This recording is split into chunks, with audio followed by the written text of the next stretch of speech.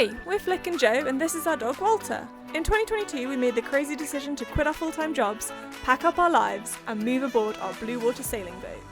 We spent many months refitting her and getting her ready for our plans until one day we actually did it. We cast off the lines, we pointed her south, and off we went. We've now sailed over 1,000 nautical miles, dodging orcas, yes, actually, and most of the rocks along the way. Join us for the beautiful, quite stressful but endlessly eventful life that is full-time living aboard.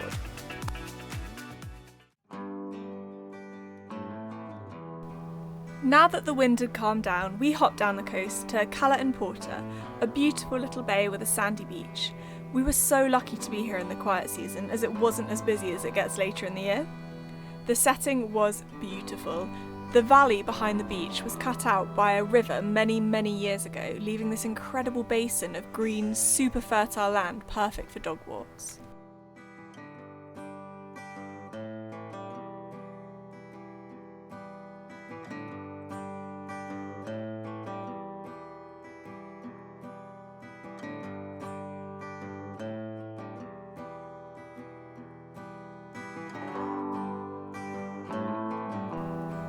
We had this dream when we were back in the UK of sailing somewhere where the water was so blue and so clear that we would be able to see a perfect shadow of our boat on the seabed. Cala and Porta was the first time that we'd experienced this, and it was such an awesome moment to finally have that dream realised.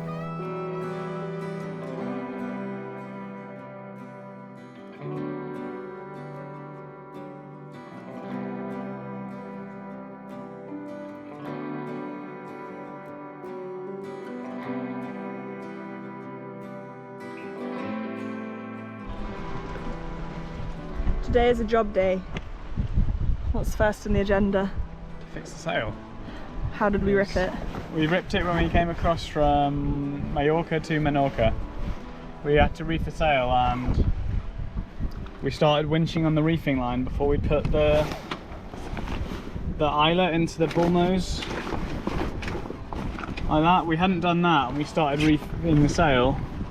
The reefing line pulls it down to the end of the boom. And it literally, this is in the mast, this slider, and it pulled it out like that. So we got a rip in the sail, so we need to patch it out with some sail tape. How are you going to patch it? So you cleaned it? Just cleaned it with some sponge and some rubbing alcohol. Now it's wet, so we've got to let it dry. And then we'll apply the sail tape. We'll get the heat gun out as well. And then what, stitch the sail tape over? Well, ideally, but the stitch and needles that Chris and Amy have got, I don't think they'll fit. Oh, damn. Okay, cut one patch roughly to size, and then we're going to have another patch on the other side of the sail, rounding off the corners, because I saw on YouTube it's very good to round off the corners. Nice. Because otherwise, if you have a sharp corner, it's really likely to peel off. We're going to put some like horizontal strapping here, one at the bottom at the side, one at the top. Then we're going to have our vertical piece that goes down on either side like that.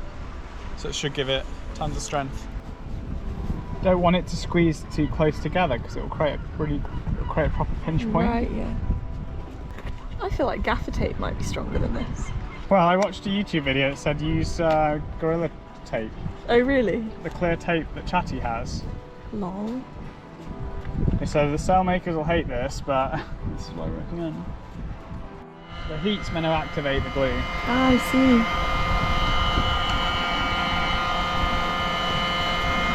Now our vertical bits. Just mass. So that should be pretty strong now. It's got these straps that go all the way around both sides. Yeah.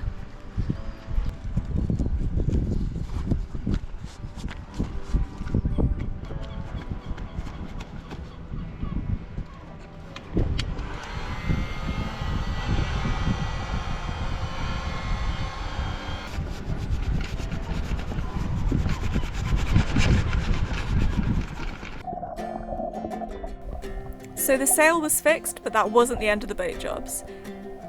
We needed to change the anode below the boat. These anodes are sacrificial pieces of zinc whose aim is to protect the prop from being eaten away by galvanic corrosion. So whenever we spot that ours is looking a little bit worn away, we change it over for a fresh one. I think the last time we changed this one was when we were in Lagos in Portugal, so it was about 6 months later.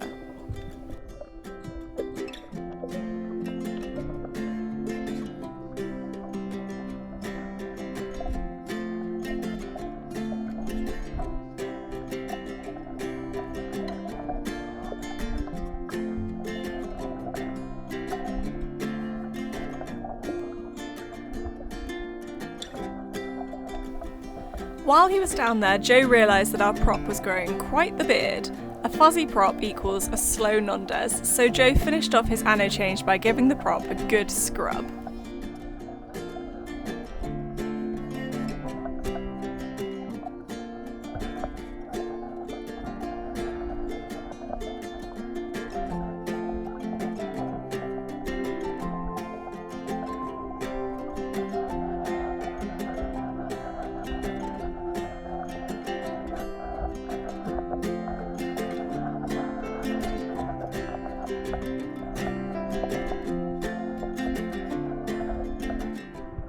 You have to do the camera. That'll be the engine. We're off. Go.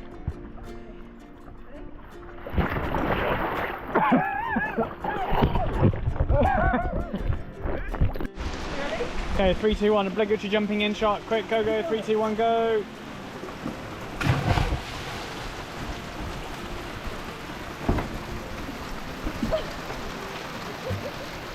Look at that. Come into the GoPro and get a bit across the water.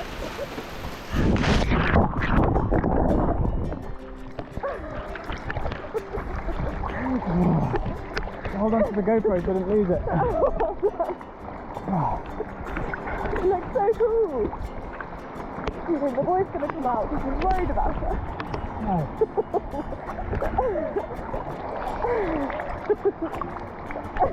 You look so unhappy. Let's go swim over to Saffron. Say hello. Good shower. Yeah, it's so nice.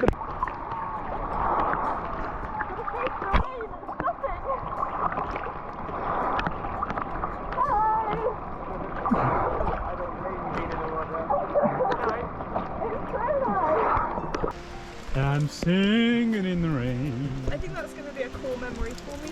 What a beautiful feeling. I'm happy again. In the rain.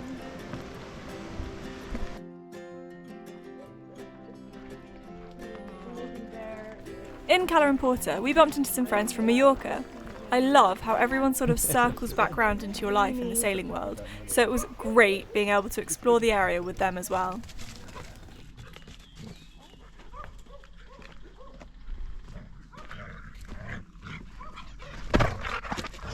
You damn fool.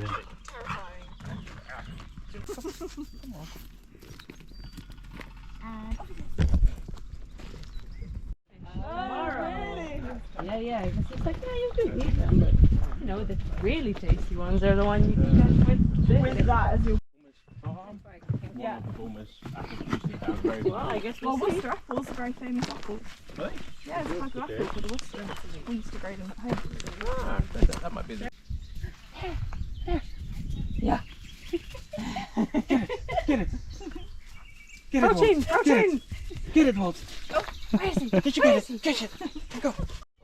I remember chatting to someone saying they have to like... Very good at posing. Like a webcam on his head, couldn't it tell?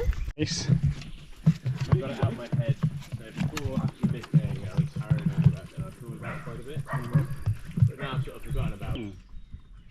And obviously this rock is harder so it's eroded away the soft rock. Cool. Is she swimming yet? Yeah. It doesn't look like it. Wow, beautiful swimmings. You're standing.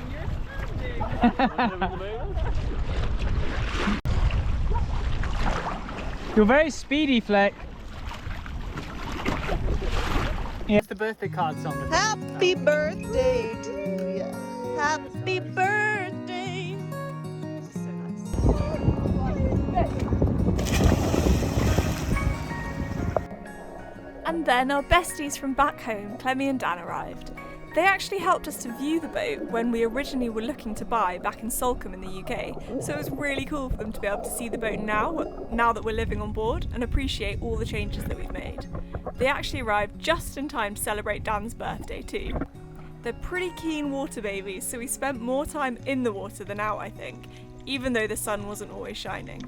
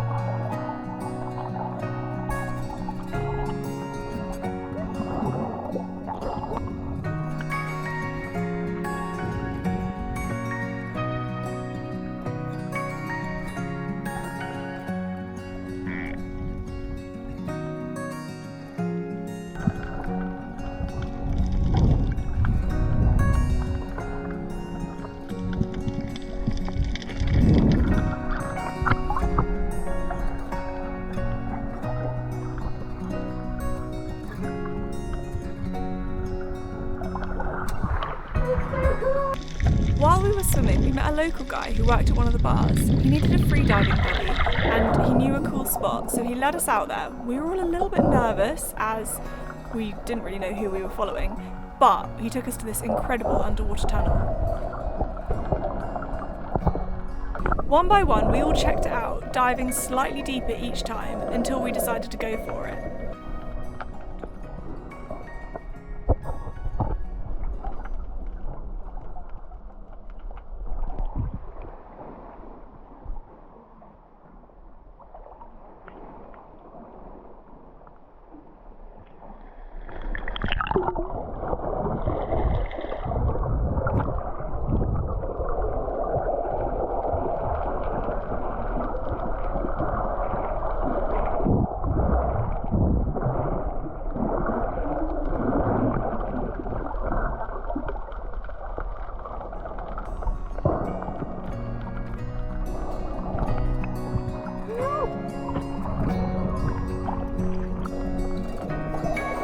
And one by one they did it.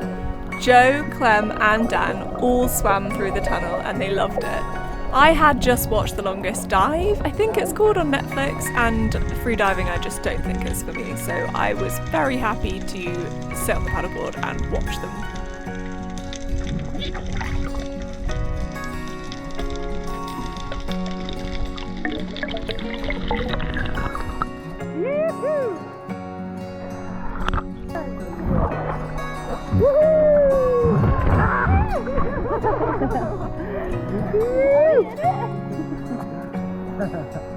I can't tell if we're all in it, to be honest.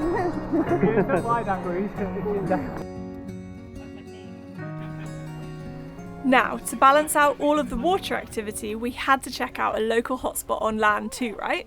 This took us, Clem, Dan and Chris and Amy on a trip to a bar/club that was built into a cave just outside the village. It gave us the chance to dress up, which as cruisers you never really do, and suffice to say, we all woke up with a little bit of a headache the next morning. Wait, what's that? You got a hair out of place, hang on a second. Perfect. Kitties. Aww. Everybody.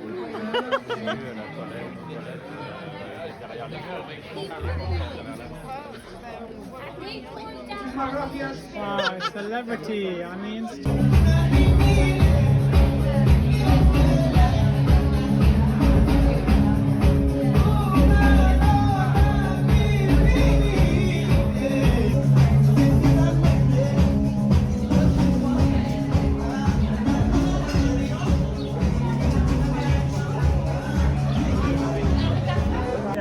we're going to get a Getting to that mojito. place for food, we are so far. Then we'll go.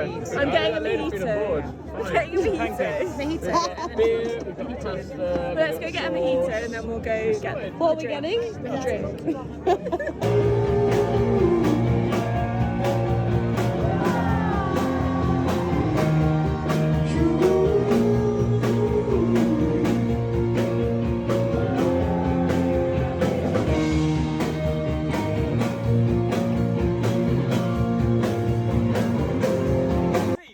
Shut up. Amy, he's not asleep. He's asleep in the roundabout.